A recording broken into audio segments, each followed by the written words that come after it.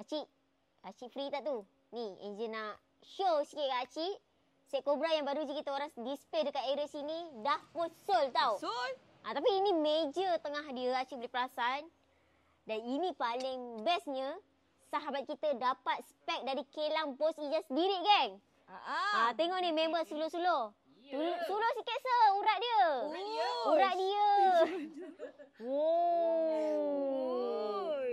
Geng kita daripada mana yang ambil ni, Sir? Daripada mana, Senggara. Segara. Ya Allah, acik-acik. Raja yang uratnya. Orang lama. Dan paling bestnya kan?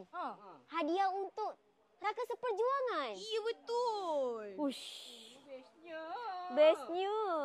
Ni, Angel payung korang Bila finishing grade A, korang boleh perasan bahagian bawah dia pun dia finishing sekali. Sebab tu, Bos Ijaz selalu pesan apa? Jangan bandingkan harga. Tengok kualiti. Baru acik-acik faham. Sebab tu, kat sini, acik, jangan malu-malu bertanya. Nak design sama yang Angel tunjukkan ni, tapi kualiti yang berbeza, bagi tahu je. Kita ada yang 1,000 lebih, 2,000 lebih, 3,000 lebih. Yang paling penting, acik faham perbezaan. Dan acik-acik, kat gudang Bos Ijaz ni kalau boleh, Angel nak acik-acik semua dapat merasa jati. Sebab tu, kalau acik perasan, kita bawa masuk lebih 16 kilang kat gudang Bos Ijaz. So yang ini kita nak servis.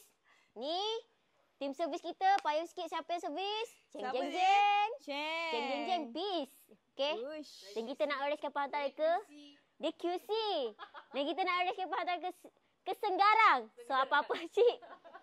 Raya ni pakai jati Bos Ijaz tau. Mana? Jajan? Gudang Bos Ijaz. Ada barang kita kasih Soul.